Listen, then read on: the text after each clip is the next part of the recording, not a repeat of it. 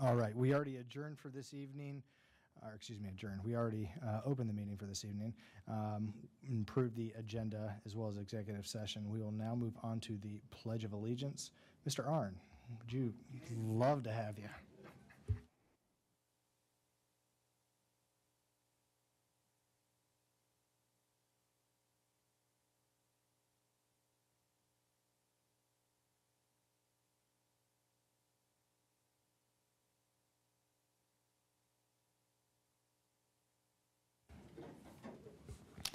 Approval of the regular minutes. Is there a motion to approve? So moved. Moved by Mrs. De Silva. Is there a second? Second. Second. Second by Mrs. Gillis. This is for the May 8th, 2023 regular meeting minutes. Call the roll, please. Mrs. De Silva, Yes. Mrs. Gillis, Yes. Mr. Melody, Yes. Mrs. Rigby, Yes. and Mr. Valentine. Yes, motion passes 5-0. Approval of the regular work session minutes for the May 22nd, 2023 regular work session meeting. Is there a motion? So moved. Moved by Mrs. Rigby. Is there a second? A second? Second by Mr. Melody. Call the roll, please. Mrs. Rigby, Yes. Mr. Melody, Yes. Mrs. De Silva, Yes. Mrs. Gillis, Yes. and Mr. Valentine. Yes, motion passes 5-0. Awards and recognitions, Dr. Marshausen. At this time, I would like to invite Dublin Jerome Principal, Mr. Michael Arnn, to the podium.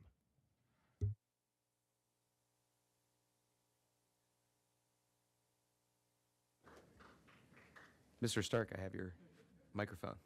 Good evening, everybody. Thanks for being here. Just want to say one, thank you for having us here tonight. I'm going to start with esports. I'm going to ask Coach Jason Sater to come up with his team. I want to thank specifically Coach Sater. He's actually, this is his last season with us. He's actually going to be the esports coach over at Scioto. So I want to thank you for your commitment in getting our esports team off the ground and running. Our esports room is awesome, and he did a lot of things to personalize it and make it a place where kids want to be after school every day, and I appreciate that very much. So thank you for your commitment to that. You're welcome. So at this time, without further ado, I'm going to turn it over to Mr. Sater so he can introduce our state champions in Valorant. Thank you. We'll go ahead and start with introducing the team, as Mr. Arnn said. Brandon Dietz. Tyler Dietz. Luke Yu. Patrick Reagan. Tayo Harano. And Lucas Young. Let's give these guys a hand, and I'll say a few remarks.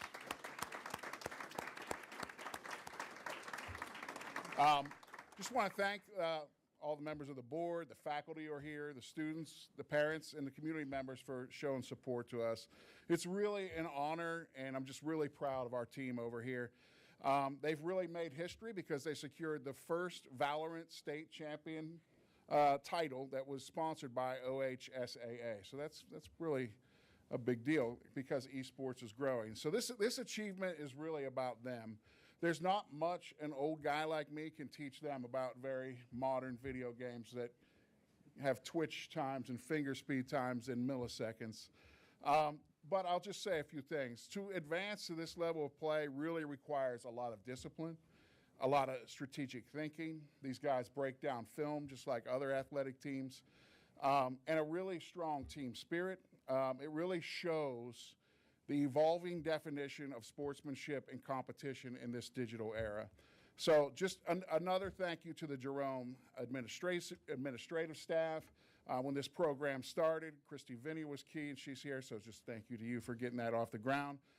Space was tight at Jerome, as you all know, but we really found a space to make it happen, and it's growing every year. The players have really shown that esports has a place within the sphere of school-sponsored competitions, and I'm especially thankful to, again, OHSAA for recognizing the potential of esports and giving our students an opportunity to shine in an arena that reflects their passion and their skills. So thank you once again, everybody.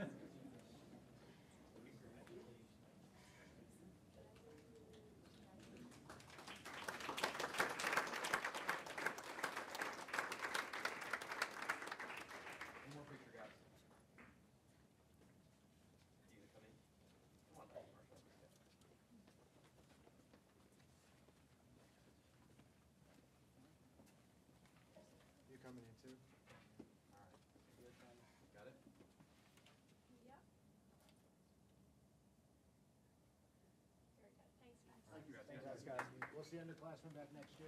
Same place. All right.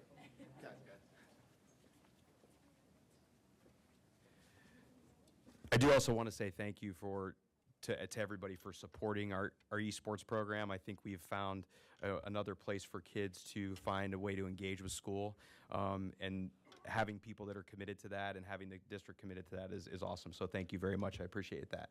All right, next up is Sam and Mr. Stroh here. So come on up, Sam and Mr. Stroh. I'm here for Mr. Blind tonight as well. Sam Brasciuti, I had the opportunity through a pretty long evening. Would you say so, Sam? It was a pretty long evening, maybe to your benefit, but the state track and field and state lacrosse were both delayed due to weather. So it was a lot of start-stop and lightning and whatever, and Sam had one of the last events in the evening running the 2-mile. But I got to be there for it, and it was awesome. And I'm going to let Mr. Stroh talk about all the different things that Sam has accomplished, but I want to say that I enjoy watching Sam, and I'm glad to get to watch you for one more year. So congratulations.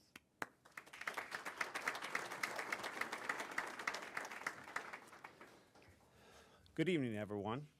My name is Dave Stroh, and I am an assistant track coach at Jerome High School, and I specialize with the distance events. Therefore, I get this awesome opportunity to say a few words to help kind of honor and recognize and introduce Sam as an athlete. I've been fortunate enough to work with him for the last 3 years in track and field, and he came on the scene as a freshman, as a talented freshman with great potential. But many people have that potential when they're so young. Just a year ago, Sam did commit to running, and he became a player on the state and even national level by finishing 4th place that year. It was a very close 4th place finish, and he did the last mile with one shoe on. And the first thing he said to me when he was done, "I think I could have won if I had 2 shoes," and he's probably right. But then this year he continued his development, and he's been able to race against the best people in the Midwest and even the country. And this season he did finish the 3,200 state meet just a week ago and ran the near perfect race. And he was probably the only one in the field that was able to come close to matching the closing speed of the eventual winner, which is right down the road here. So they know each other well, and it's a very good competition between them. So tonight we recognize him and his accomplishments. He's a dedicated and determined runner. Another word I loved from earlier was discipline. Anyone that makes it to this level needs some sort of discipline, whatever activity or sport they're in, and Sam definitely has that. He's an extremely supportive teammate.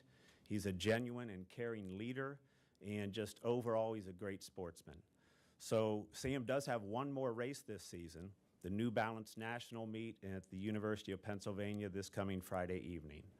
So for all of us, Sam, good luck and congratulations on the fine season, and thanks to all of you.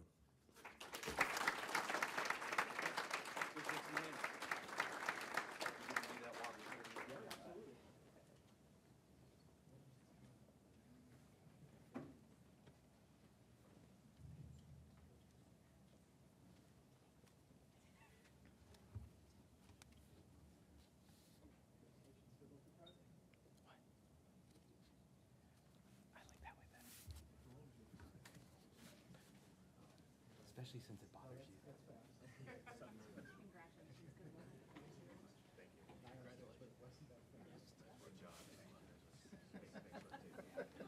But I said, "What's your time?" He said, 9:05 or 6, and it wasn't laughing or laughing.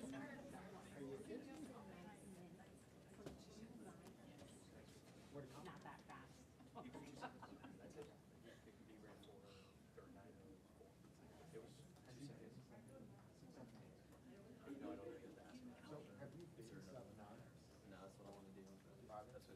You ready for it? This is fine. All right.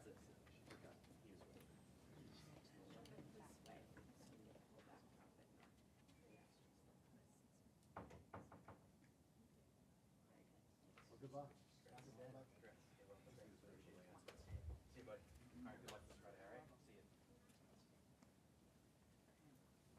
All right, and the end of our last Saturday evening was the boys lacrosse team. So I'm going to have Coach Asmo and the squad come on out. They finished up, I think we were putting medals around necks around 11 11 p.m. last Saturday. So it was our official last event for Dublin Jerome for the 22-23 school year. And this is not all of them. Many of them had vacations planned and all those kind of things, but this is a vast majority of them. And I'll let Coach Asmo talk about it, but just to even get to the place where we're, I'm sure the waiting was the worst part, right? Trying to get ready to get out on the field and get ready to play. But the accomplishment, one, with the expectation of the season, this is just my own perspective, the expectation of the season coming in and to complete that with the state title at the end is pretty amazing. I'm proud of you guys. I know you worked really hard at it, and you should be proud of yourself standing up here today. So without further ado, I'm going to have Coach Asmo come up and introduce y'all. Thank you. Yep. Appreciate it. Yep. Thank you. First, Cale Hawk, Ben Ackert, Will Albright, Kellen Deach, Ethan Fett, Derek Hull, Xander Johnson, Charlie Cope, Corey Lorenzen, Russell Marr, Caden Matney, Davis Pizer, Mason Rice, Darren Cycle, Seth Seidel, Ryan Salk, Marshall Webb, and Aiden Weldy. So give it up. Thank you. So appreciation to Mike and everyone here that support us throughout the ways. And the coaching staff couldn't be here either, but I'm a representation for all of us, just not myself. So for the players, as they represent the guys that aren't here. So a pretty amazing run. Obviously, we've won 2 of the last 3 and been to the last 3, and a lot of these guys have been a big part of it. Some of them have been all 3. 22-1 this year. Like they said, like the state championship game was different than all the others that we've been involved in. And like everything else, I think the character of the individuals of staying together and staying as a team is what I'll remember most about this team, is the character. I mean, yes, we're very skilled, and they make me and the coaching staff look really good, but the way they act on it every day is what I'll always appreciate, and how they treat the younger guys, and no matter how skilled they are. But it's really special and really important, so really proud of you guys. So we take it for, okay, we've been here 3 years, but really hard, and great job, guys. So thank you for the support from you guys and everybody, and thank you to the parents out there. You guys have been great as well, so thank you. Go shake hands, kiss some babies.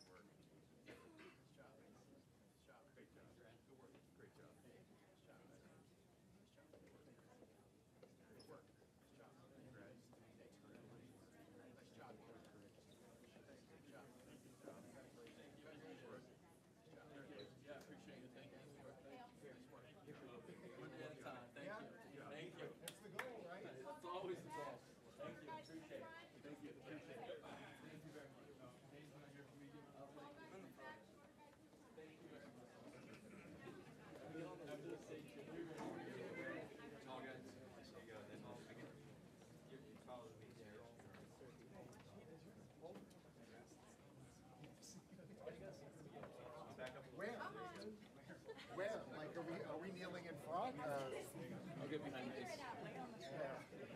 We'll figure it out. It's about the part where I resign and you guys step up. I'm just gonna be. There we go. All right, 1, 2, 3. Let's do it again. 1, 2, 3. Second row of parents. Tanya's got us. Still said. Thank you, guys. Appreciate you coming. Thank you. Thanks, everybody. Appreciate it. Thanks.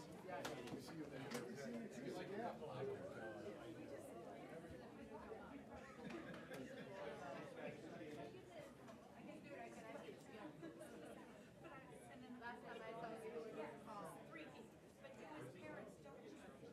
Oh, that's, you guys are always trying a different thing. That's true. My mom texted me the other day.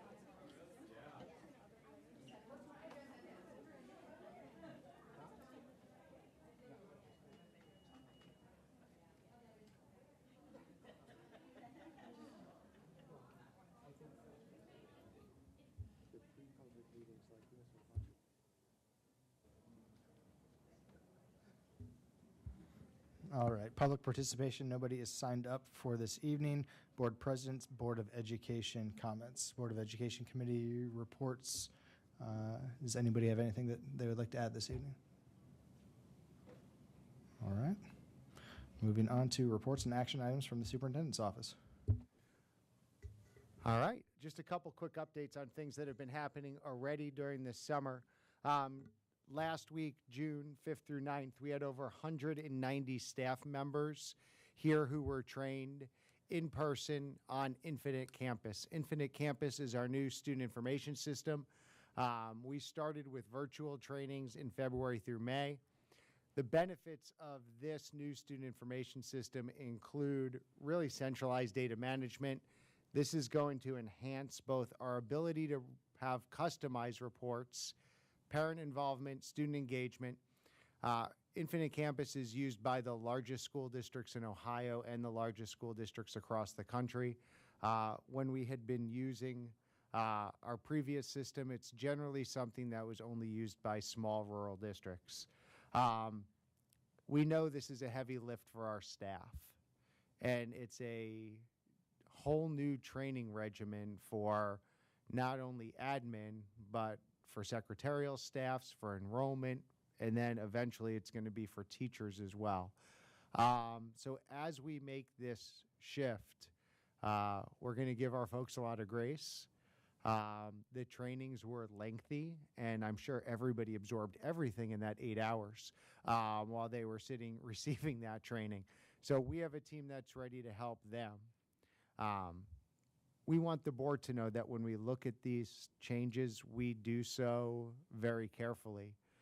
When I came a couple years ago, we said, let's look at our learning management system, and is Schoology really best? And we explored Canvas and Desire to Learn and Blackboard, and came to the decision that no, Schoology meets our needs, and it would be too disruptive to make that change.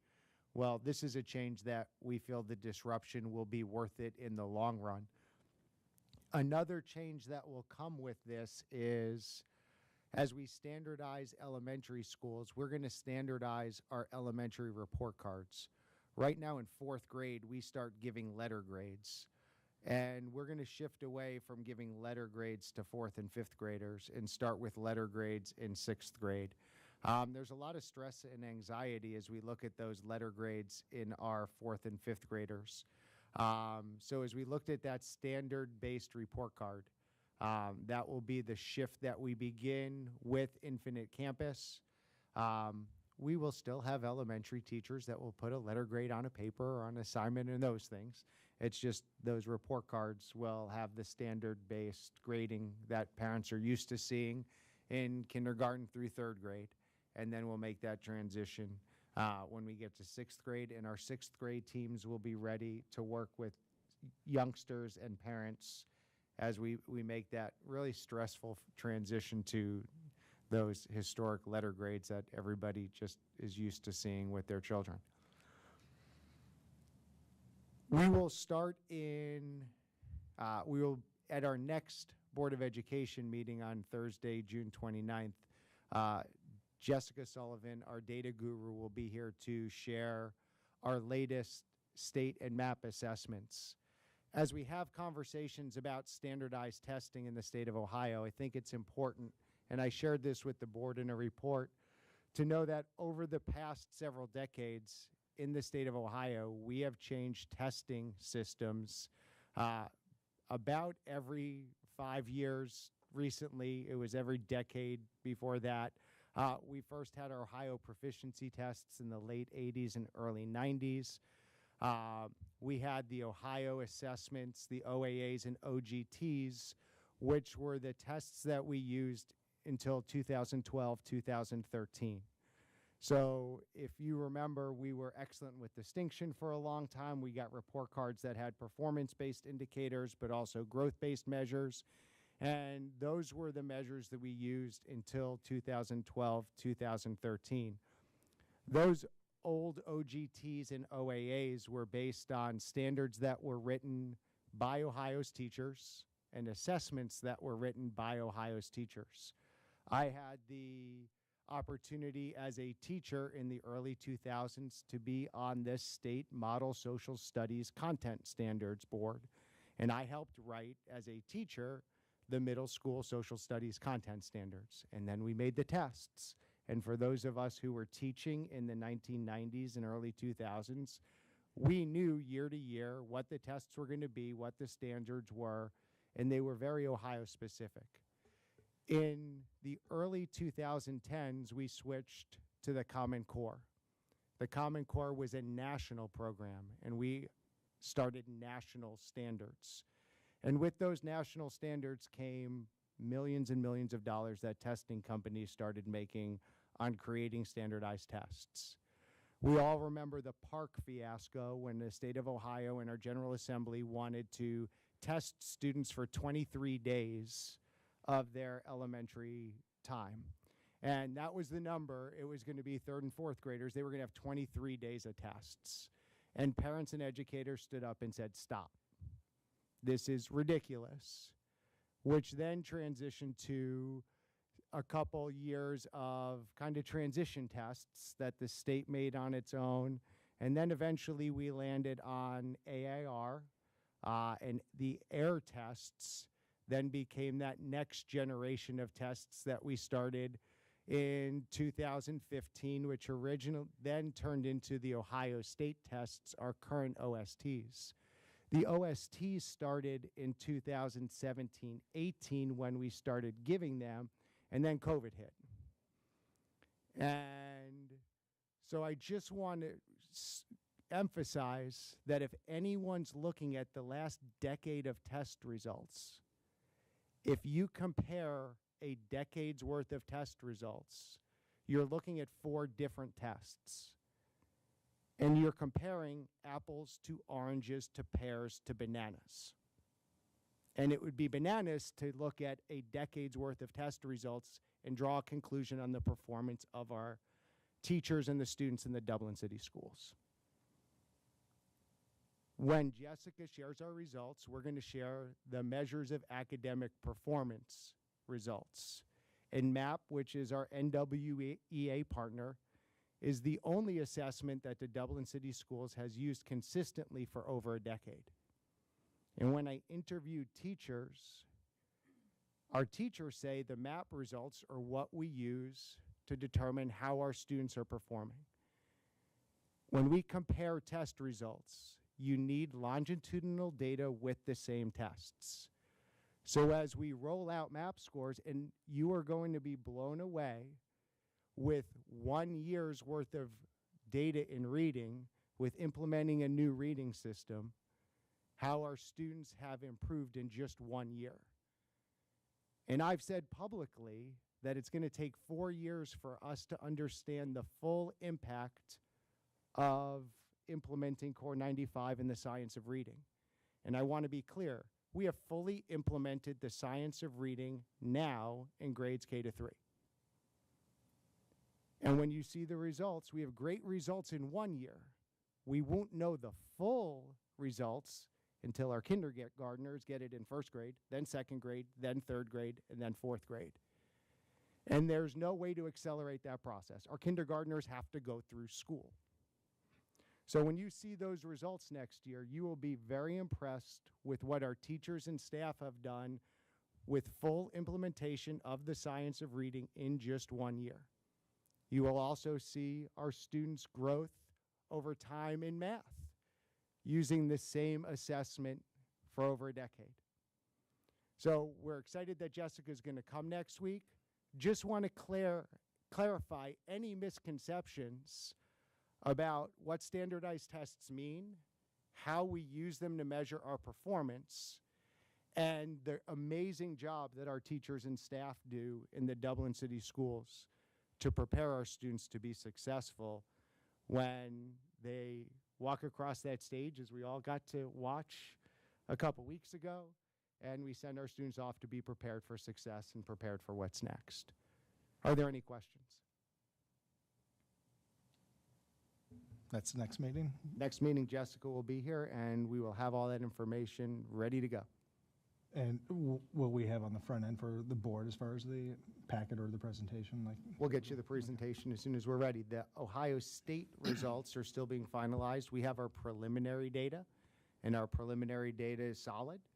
But when we do public polling and we look at, and you all who've been watching Paul Fallon and our survey data for years, our community and statewide, there's very little confidence in the state tests because they've changed so much.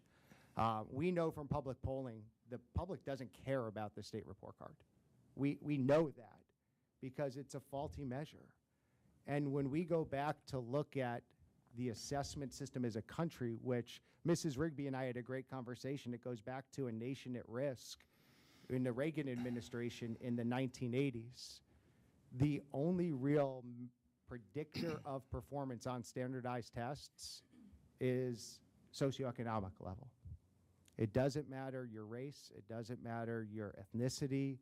The single most predictable way to know if your kid's going to perform well on standardized tests nationwide is socioeconomics, and that's across the board. And as a country, we still struggle with, we're not going to test kids out of poverty. And we've got to change what we do, and I'm really proud that we're doing that here. And the work that our teachers do across the board in all of our schools, we're seeing the fruits of our labor. I just have one question back to the Infinite Campus. Because I remember when we had the superintendent teacher meetings, and they were talking about Infinite Campus and the amount of time that the teachers are going to spend, learning this new system. I thought a really good question was raised as far as parent involvement, like how to engage the parents so they're checking in. So all that work that the teachers are doing is not just like, okay, well, we've done all this work and the parents still don't check in. Did that come up yet, or is there a plan to? I see Jen grabbing her microphone, so I'll let her go. We have met every other week for about 9 months, Ms. Kelly. Yeah, we have met and talked about that quite a bit, because what we're doing now is parents aren't quite sure where to go. At the middle and high school level, they go to Schoology to get information. At the elementary level, it might be Google Classroom, it might be Progress Book, it might be a learning management system that the teacher's using. And so what we're going to try to do is streamline that so that the one place you go is Infinite Campus. What that's going to mean is we have to do quite a bit of PR work and communication work so that parents know Infinite Campus is where I go. Now, if I want to know exactly what my son did with his geography test, I would go into Schoology. But for grades or information, that will all live in Infinite Campus. So my short answer to you is Infinite Campus is the place, and we will train them as best we can. It will also, by the way, include all registration, so all students will enroll using Infinite Campus. It will include our health system eventually, and all data, emergency medical, all of that will be at Infinite Campus. So as Dr. Marshausen said, it's going to be a really cool tool, but there's going to be bumps because it's a lot. In the end, they will be so glad.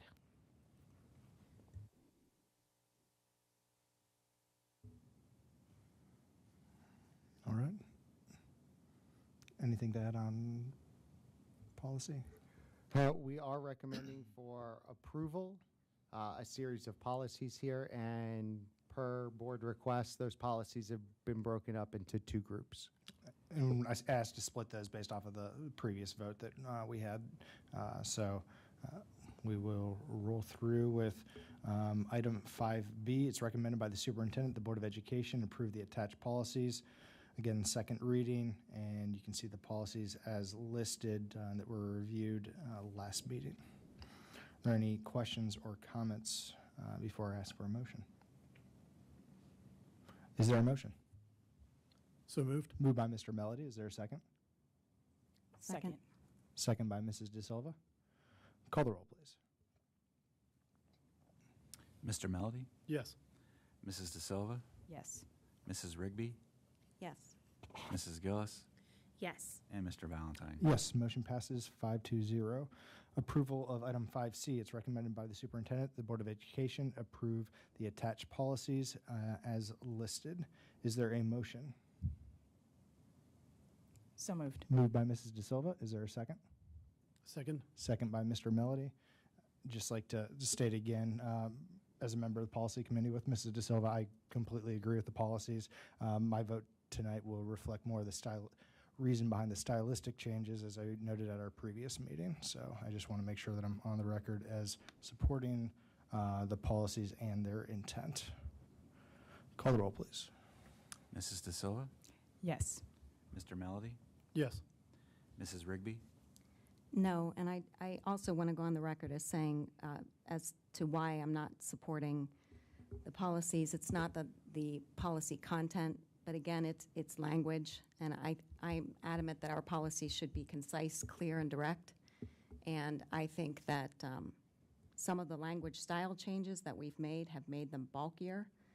And I also don't think that they're clear. Again, referring to a singular individual in the context of they or them does not demonstrate clarity to me. So, again, as far as the content, I vote yes. As far as the language, I vote no. Mrs. Gillis, Yes. and Mr. Valentine. No, item passes 3-2. Moving on to Treasurer's Office. Okay, just foreshadowing our June 29th, which is our next meeting, which is actually on a Thursday, so it's a little different than our normal Mondays, but that is because we will have approval of final appropriations, which is our spending authority, and estimated resources for fiscal year 23, which is in what we're now, and then also to start the next fiscal year, which starts on July 1st, our FY24 budget appropriations and estimated resources being revenues. So those are required to be done and filed with the Franklin County Auditor on or before June 30th. So that's why are we having it. And I know we have one board member missing, but hopefully we have at least 3 people here for that. So just kind of throwing that out there as we need that approval statutorily when we do that. So just that will be coming up on the 29th. And then as far as this evening's meetings going, we have one student activity purpose clause. This is the first one. Kaufman High School's class of 2027. As we graduate at 23, we start the new freshman class coming in. And so you'll be seeing Jerome's and Sciotas probably here in the next couple of meetings, or at least to start the fall then. And then we do have a couple donations this evening. We have Chapman PTO to Chapman for welcome vinyl wall sign. And then various things over at Davis Middle School PTO for some furniture.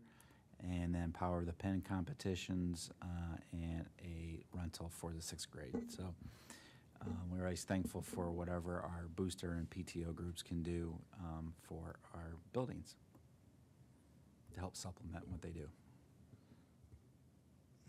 Any questions or comments for Mr. Kern? It's recommended by the Treasurer, the Board of Education approve items 7B and 7C. Is there a motion? So moved. Moved by Mrs. Rigby. Is there a second? Second. Second by Mrs. De Silva. Call the roll, please. Mrs. Rigby, Yes. Mrs. De Silva, Yes. Mr. Melody, Yes. Mrs. Gillis, Yes. and Mr. Valentine. Yes, motion passes 5-0. Reports from the Department of Academics and Student Learning. Okay, I'll start with the most popular question that we get asked in the summer, which is, do you work all summer? What do you do? And the answer is yes. And what we do is work very, very hard. I don't think we've taken a breath yet. One of the things I want to highlight from my team is the incredible amount of professional development that happens over the summer for our teachers, our support staff, and our administrators. So as Dr. Marshausen mentioned, last week we had 190 people go through and receive training in Infinite Campus. We have provided relentless leadership training for administrators, a full day of instructional coaching, professional development with Lori leading that work. We also have offering 40 different sessions in-house for our teachers and support staff over the summer.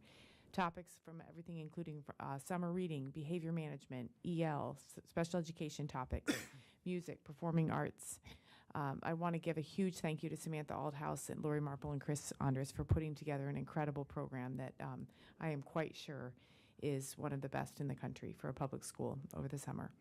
I also want to give a shout out to our communications team of Cassie, Keyburn, and Tanya. Their work really intensifies in the summer. You'll see the United publication in your mailboxes within a few days for our summer edition. We have begun to plan our convocation and our August A-team retreats. And just wanted to follow up also with one item I had left open from the last meeting, which is the handbooks. They will soon be on the website embedded for, so they're translatable to all of our families. So the work continues, a lot of good things going on. And with that, I will toss it over to Mrs. Marple, who's going to give you another update on some summer work. Good evening. So our very first day of summer programming was on May 30th, which was the day after Memorial Day. So at high school, we just keep those students in running. And so tonight I want to give you an overview of what's been happening in Dublin City Schools. We've had students coming starting on that day and ever since. And then Mr. Andres will share more about our summer learning in the district. We actually have summer programming this summer at all 3 levels. Riverside Elementary is hosting our elementary learning experience, and in that building right now we have about 300 students, which, as you know, Riverside is a small building, so it's almost at capacity. But we're working in smaller groups. We're using every corner of that building to host 2 summer programs. One is our EL Summer Club. This is for rising 1st through 5th grade emerging and beginner EL students. And then we also have students who are rising 2nd, 3rd, and 4th graders who are in our summer reading experience. And those students are getting additional ELA instruction and also foundational skills practice that is aligned to the phonics instruction that they got during the year. It's a summer boost piece of their 95 phonics. At the middle school level, thanks to Sells Middle School, who is hosting about 150 students, and this is a new program for us at the middle level. We have students working both in math and or reading. We're serving students that are rising 6th, 7th, 8th, and 9th grade, really trying to make sure that we're helping with students who are transitioning into the middle school and also out of the middle school. At Sells Middle School, we also have our secondary EL Summer Club as well. Erica Stone and her team is serving 6th through 12th grade students there in that emerging and beginner EL group as well. And they also support students in their summer reading pieces in the summer. And then finally, high school. We actually have 3 different high school summer learning opportunities. The first one, the one that kicked off on that May 30th date, is our credit recovery summer programming, and that's just right upstairs here at Emerald Campus. Our students are benefiting from extra instruction. They're doing some small group work while they're working their way through APEX coursework to recover credits at the high school level. Also, down the hall from that, we have our Rise Up Credential Boot Camp. This has been a really incredible opportunity for some of our EL students to get a jump start on their graduation requirements. Rise Up is a credential that offers customer service credentialing to our students, and we have about 15 English learners that are engaged and working very hard with our teachers down there to meet their graduation requirements. Some of these students may have recently moved to the United States and are looking really to increase their skill and opportunity.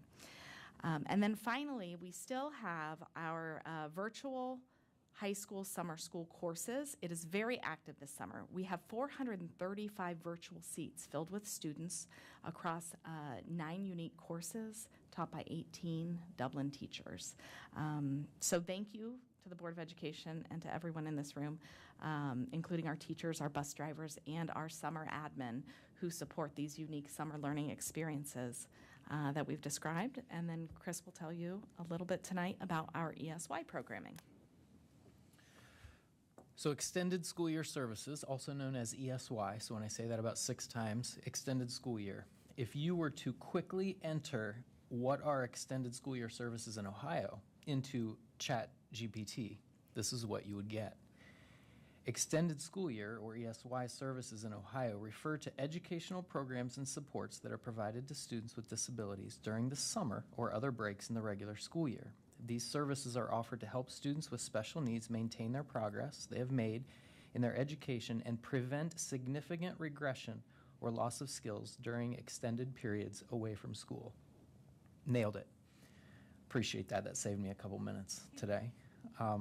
So at every IEP meeting that we have, a team has to, by law, discuss if extended school year services are necessary, if they're needed, not if a child would benefit from them. We have a lot of things that we offer here in Dublin that kids could benefit from, but ESY is something that a child needs in order to prevent significant regression and an extended period of recoupment to get those skills back. It's not to help a child to catch up to their peers. It's not to work on IEP goals that they have yet to master, and it's not for all students. So in Dublin, we host our ESY services in a few of our buildings to make sure that kids get the best experience. Some districts do a straight home instruction model. So a team meets, your child qualifies based off of this information and regression recoupment for, let's say, 10 hours of reading instruction. And some districts would say, so we'll just set up home instruction for you. But in Dublin, what we've decided to do is to offer these programs in our buildings. So it's at the preschool building. This year we're at Chapman. We're also at Scioto, and we're here at Emerald Campus. Our program runs for 3 hours a day, 3 days a week, for 4 weeks over the summer. And the reason we do this is to be able to provide peers, teachers, behavioral supports, administrators, and also provide transportation. Some people don't love the idea of people coming into their homes to provide instruction, so this way people can come together. We have 324 students this year who qualify for extended school year services, ages 3 to 21. We have almost 100 of our peers, so students that generally work in our buildings with students with disabilities, and they come out and they assist students and staff. We have about 60 certified teachers, about 80 paraprofessionals. And when you think about 324 kids across multiple buildings, it is like we're opening a building. So as Dr. Schwanke said, what are you doing? Trying to plan for this and what Lori was talking about, trying to plan for opening a building just in a couple of weeks is always a difficult task. So we have a couple people, Callie Starkey, Diana Mack, and all of the special education coordinators and transportation who help us get this put together. And then just one quick fact.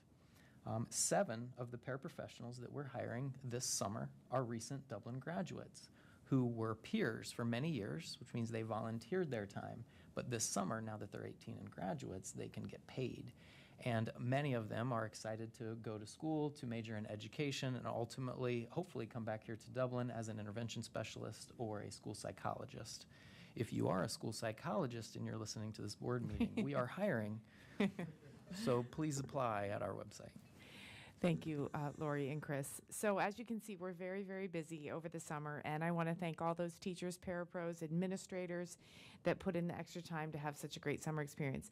I also want to thank Christy Venny, who is also busy planning DCSU events, which will include some board listening events, and also got a bunch of folks together this past week to do work with equity and how we're making sure that every student in our building feels a sense of belonging. So thank you to Christy as well. And that concludes my report, and there's nothing to vote on this evening. All right. Department of Operations. Good evening, everyone. I have a couple items for your approval tonight. The first one is we're excited to bring to the board recommending that the approved attached resolution for Robertson Construction. This is our first GMP to fulfill a promise we made during the 2018 bond cycle, and this is a major improvement to Scioto High School and to Kaufman. What will be included for this $10.7 million is a multi-use facility, an 8,000 square foot multi-use facility at both Scioto and at Kaufman, a new press box for the baseball and softball area at Scioto High School. Also at Scioto High School, we'll be doing a full renovation of their weight room, bringing it to really a modern area, all with new equipment, and their Kindness Cafe, which is about 1,300 square feet, and their regular cafeteria will be a full renovation there as well. We've gotten commitments from Robertson. This is a very trying time to be building these types of projects because it's not a overly large project, so you're competing against a lot of construction that's going on in Central Ohio. But for the timeline for these projects, the Kindness Cafe will begin next week. That'll begin right away, and we suspect that'll be done probably the second week of September. We have a plan put together that the City of Dublin has approved that will allow the regular cafeteria to stay open while we finish that into the school year. The weight room will begin November 1st. That date was worked out with the school as to not interrupt football or any other programs that SAUDA has. Any use that the SAUDA needs for a weight room, Kaufman has generously made theirs available for their wrestling team during that time, and the weight room will take 1 month. That'll take from November to December. The multi-use facilities and the softball press box and baseball press box will all start in July. Mobilization will begin in July, work will start in August, and those will both be finished by March 30th or before. So we're really, really excited about this. Big thanks to the principal at both high schools, at SAUDA and at Kaufman, and their athletic directors for lots and lots of times we've taken with them to really build this so it meets their needs. The next item we have on the agenda is partnering with Union County. So where we have our new 97 acres of land that the board purchased last June on the corner of Industrial Parkway and Mitchell-DeWitt Road, that's a very popular intersection. That's an intersection that FedEx has a place down the road there.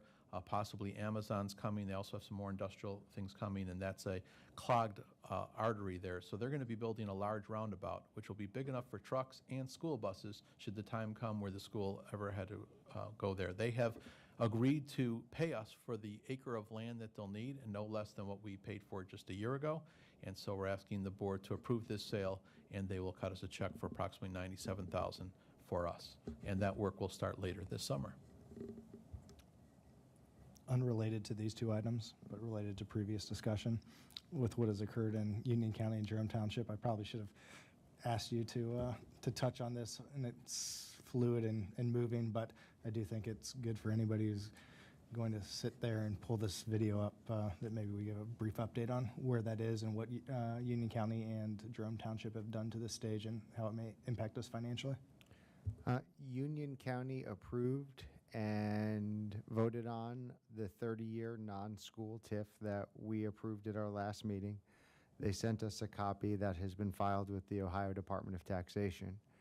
Jerome Township apparently did a 1075 and disregarded our approval of the 30-year non-school TIF.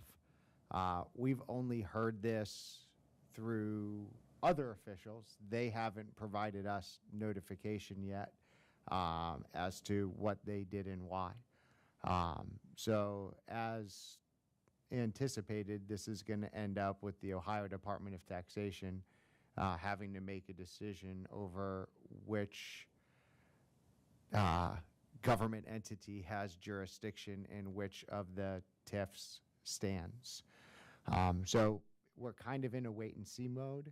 In our communication, Mr. Kern and I have been talking with legal counsel.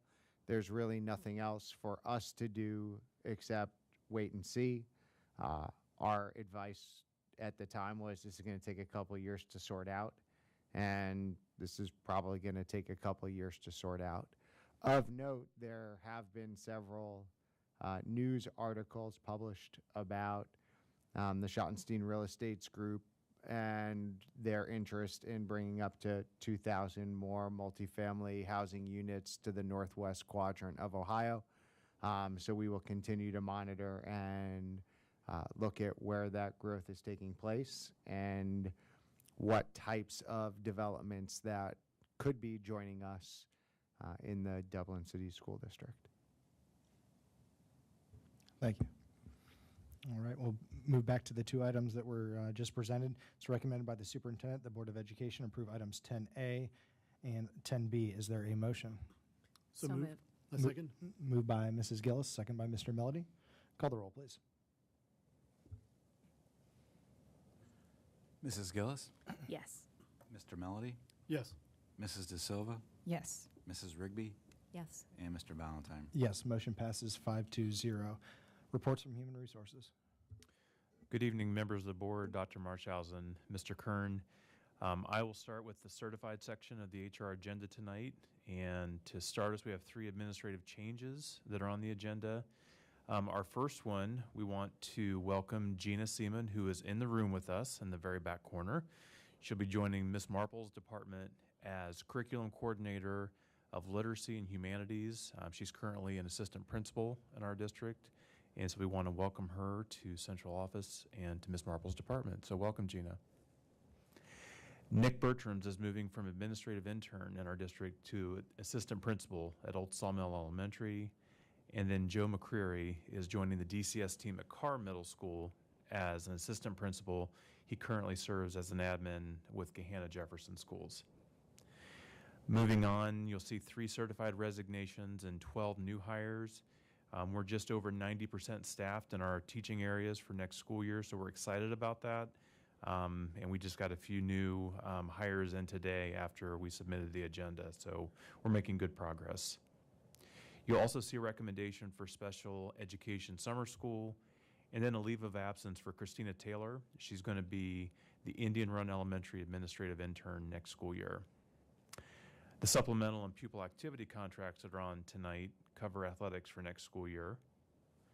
Then briefly moving on to our classified agenda, you'll see 6 resignations that are on for your approval and consideration. 13 new hires are on, along with several recommendations for special education summer work. There are quite a few stipends on. I'll just group them together. There's 22 in total. The first group of stipends is to create course content for high school online courses. The second set of virtual course requests is for review and support of existing online content and to ensure it continues to meet the needs of our students at our high school level.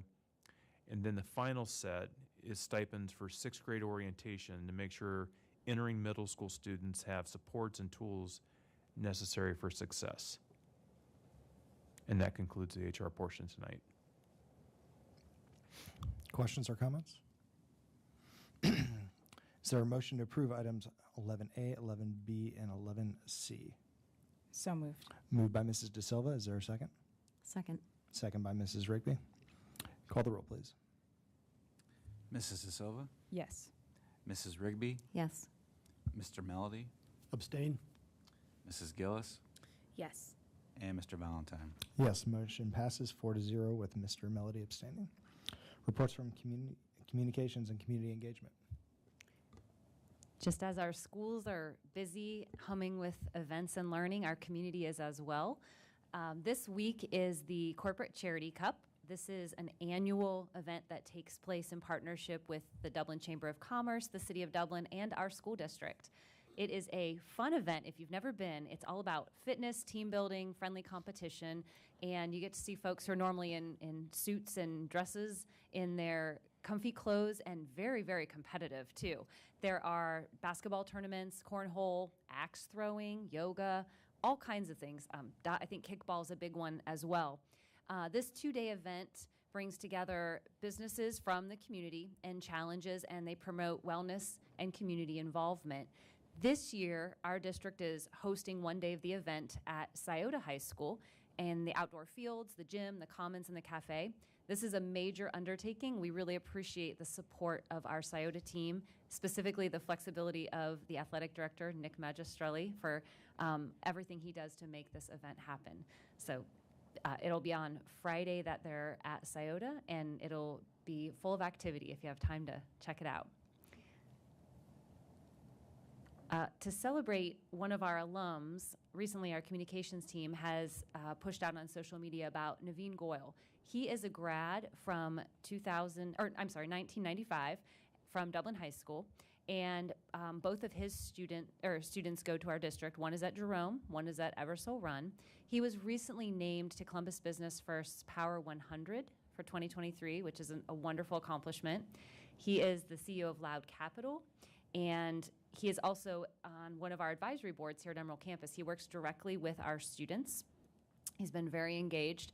Former anesthesiologist, he is gaining popularity as a speaker, and he has a book that's come out, and he's all over social media and YouTube. So he is really living his dream, and he's setting a great example, a very positive message for his children and other children. He's dedicated to helping our school district, and it's wonderful to celebrate someone like Dr. Goyal in our community. And that's all I have. Thank you. Items for board discussion or future agenda items? All All right, there being none, is there a motion to adjourn? So moved. Moved by Mr. Melody, is there a second? Second. Second by Mrs. De Silva. All those in favor say aye. Aye. All those opposed, motion passes 5-0. We are adjourned. Thank you.